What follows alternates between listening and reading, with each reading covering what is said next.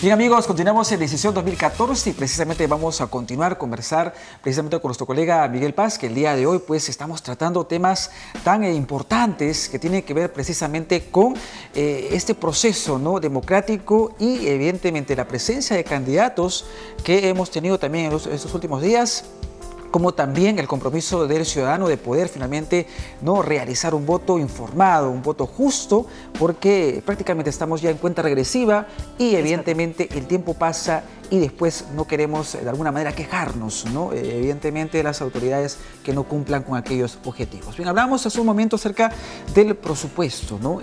Por ahí también hubo la novedad de que el distrito, en el caso de ATE, iba a quedarse con una deuda, digamos, mucho mayor, ¿no?, a lo previsto, y evidentemente pues una comuna endeudada, ¿no? Y esto forma parte también de digamos, la proyección que uno tenga finalmente, y en tema de ejecución de obras, se van a ver afectados o no, qué papel van a cumplir los candidatos o la autoridad que llegue finalmente al distrito, de poder finalmente darle solución a aquellos problemas.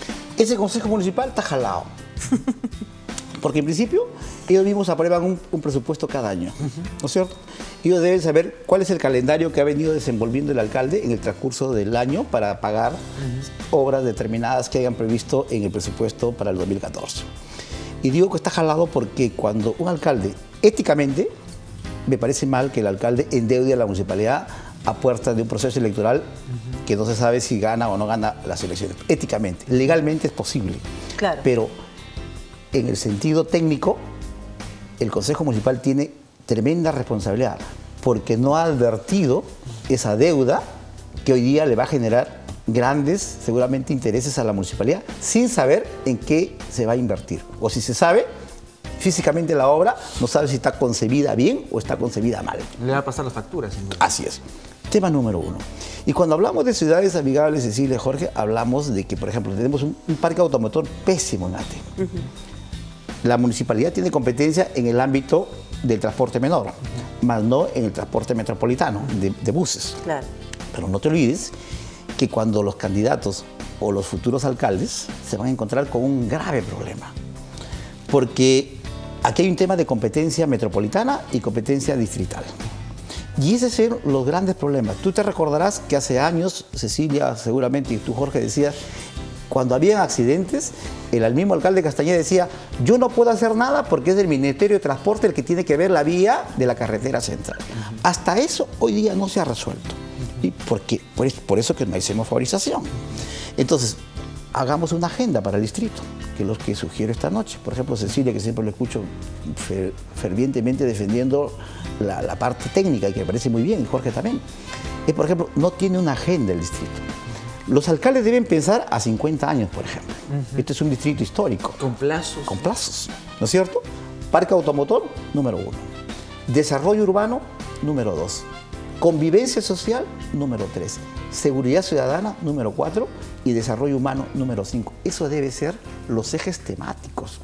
Cuando hablamos de desarrollo urbano, ¿qué necesitamos? ¿Modernizar el distrito? Claro, porque la carretera central antes pues pasaban, ¿cuántos? Ponte, 1000 buses. Hoy día pasan 500.000.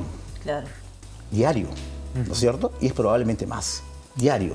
Es un parque automotor terrible. Y ahí se va a construir el tren eléctrico. O sea, los candidatos deberían preocuparse. O sea, nadie, y espero que ustedes la próxima vez que entrevisten a un candidato le pregunten, o sea, ¿qué va a hacer? ¿Cómo va a interconectar la ciudad? Sabiendo que el tren eléctrico ya está aprobada la línea 2 que da desde ATE hasta el Callao.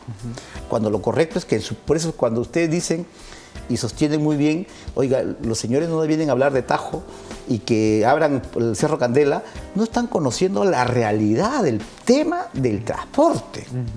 Porque, por ejemplo, vamos a entender que pasa el tren eléctrico por todo el centro de la carretera central, que va a ser subterránea. Entonces, las vías tendrían que interconectarse con esa gran arteria que es el tren eléctrico. O sea, todo debería... Y todo lo que vas a circundar al interior, por ejemplo, la avenida Pedro Ruiz Gallo, que es la paralela a la carretera central. Si nosotros sacamos otra vía Mauta, que puede desencadenar por la zona de Santa Clara, o la que viene de Cieneguía, que une a Huaycán, o sea, pero todo eso hay que tenerlo. Finalmente sería un proyecto integrado, ¿no? Porque obviamente no solamente el problema es el Cerro Candela, ¿no? Y en su momento nosotros lo señalábamos y las autoridades que venían de alguna manera se centraban básicamente en ese punto. Pero de aquí, ¿qué es lo que genera? Obviamente, porque es un problema que de alguna manera o no va a seguir arrastrándose. Claro, lo que pasa es que yo siento, por ejemplo, Jorge, que el tema del Cerro Candela es una especie de... Está siendo aprovechado. Claro, de caballito de batalla, ¿no? Me subo al coche... Solamente por sacar de la casa de Benavides. Me sube... Más allá de eso, me subo al coche porque es un tema que está pendiente, pues, y es un tema que está ahí, ¿no? Pero que le vaya yo a dar factibilidad o finalmente le vaya yo a dar solución al tema, no lo sé, pero me tengo que subir porque es un tema que está pendiente. Yo siento que va así. ¿Cómo lo ve usted? Tú lo acabas de decir, Cecilia. Yo me remito solamente a hechos técnicos que pasan en el mundo. O sea, yo cuando he visitado últimamente grandes ciudades, hoy día, por ejemplo, México, cuando hay cosas de necesidades públicas, hay que abrir las calles. Y ahí creo que hay que destacarle a Susana Villarán, por ejemplo, en el caso de la línea, hoy día de lo que es vía Parque Rima, donde está comprando todas las propiedades que están al lado de la vía de evitamiento que lindan con el distrito del Rima. Porque en México, cuando tú determinas que la vía hay que abrirla por determinado lugar porque genera... Porque hoy día las ciudades tienen que interconectarse, ¿no? Cecilia, y tú lo sabes, y Jorge, tú también. O sea, primero, si no te interconectas, eres una ciudad aislada. Claro. Nadie te visita. La inseguridad ciudadana es terrible. Turismo no existe.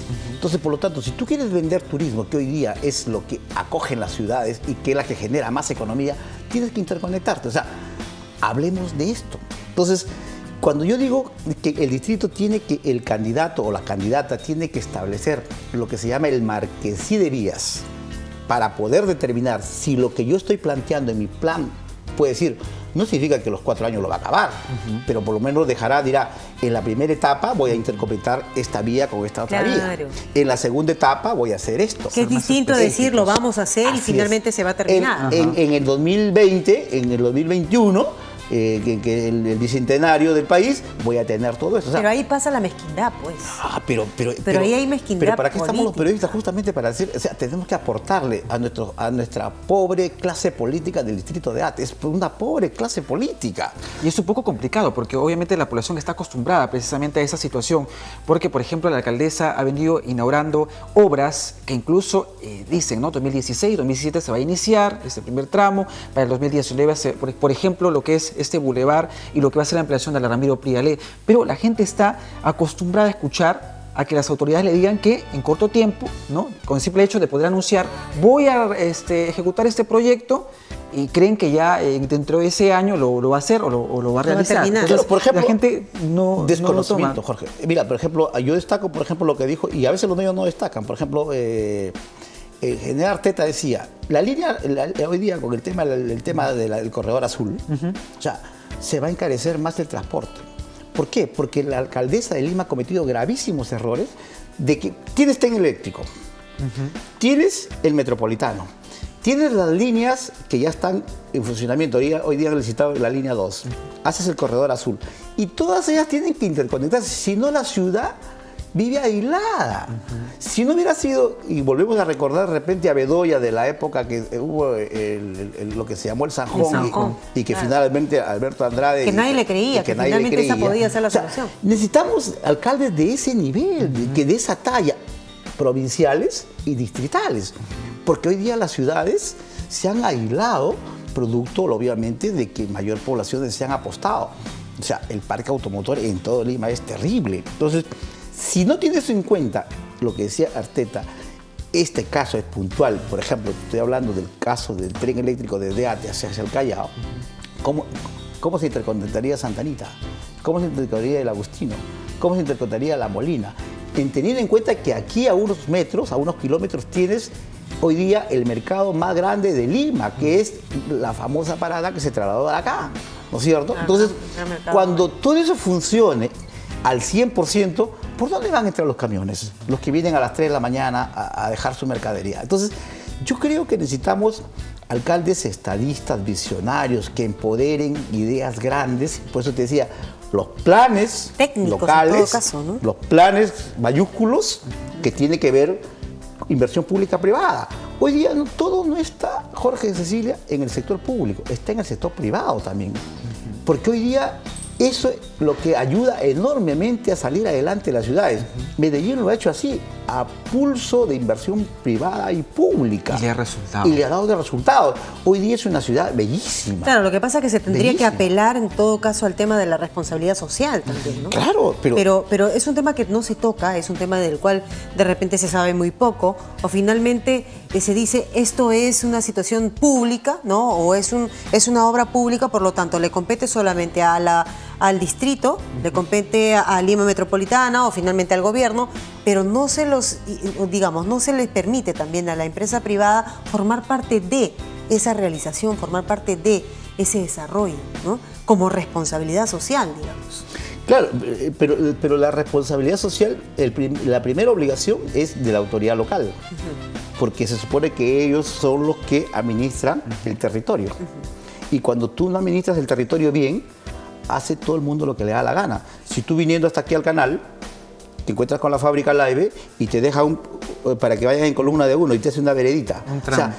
Y sin embargo, su responsabilidad social es abrir la vía. Pero nadie le dice nada. Entonces, los ciudadanos tienen que andar en las pistas. Entonces, no puedes seguir así en un distrito que quieres. Yo quisiera que por lo menos se iguale, aunque sea con mi vecino que es La Molina, para poderlo decir, oiga, no tienes seguridad ciudadana, pero sí voy a dar seguridad ciudadana. Y de ahí hay un tema fundamental. Cuando ustedes hablan, y lo dicen muy bien, ¿qué debe saber el alcalde en seguridad ciudadana? Si lo debe liderar, yo digo que sí lo debe de liderar, pero debe liderarlo con los comisarios de las comisarías del distrito. Otro tema que por supuesto nos gustaría tocar también, momento de hacer una pequeña pausa, ¿no? Momento de hacer una pequeña pausa, porque luego de la misma vamos a hablar de ese tema que es puntual también, que lo hemos venido tocando y que lo hemos escuchado hasta el hartazgo también, ¿no? Pero finalmente es un tema que por supuesto tenemos que saber mucho, ¿eh? Vamos a hacer una pausa. Vamos a conversar.